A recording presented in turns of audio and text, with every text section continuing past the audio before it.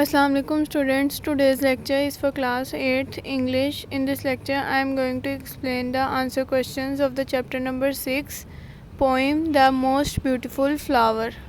The question number 1 is why did the flower look such a pitiful sight to the poet?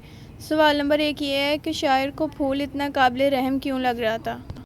The answer is the poet finds the look of the flower quite pitiful as it was almost dead or going to die. There was no freshness and smell in the flower. The flower was without the brightness of colors. शायर को फूल काबिल रहम इसलिए लग रहा था क्योंकि फूल मुरझा चुका था और वो मरने वाला था और उसमें कोई भी ताजगी और खुशबू नहीं थी और उसकी चमक और रंग भी ख़त्म हो चुके थे. Second question is why was the poet's smile ineffective? दूसरा सवाल ये है कि शायर की जो मुस्कुराहट थी वो इतनी बेअसर क्यों थी. The answer is the poet was sad from inside so her smile was ineffective. उन्होंने कहा है कि शायर अंदर से उदास था इसी वजह से उसकी मुस्कुराहट बेअसर थी. The third question is what was the poets mood.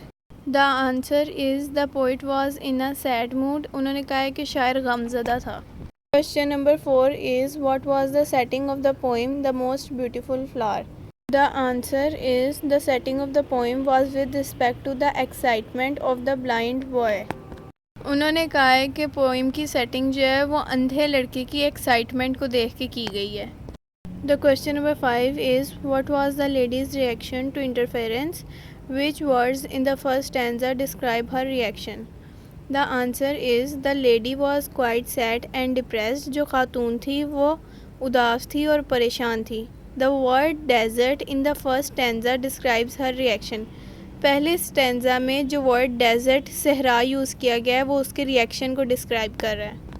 Question number 6 is she extended her hand and then she realise that the boy was blind. How did she realise.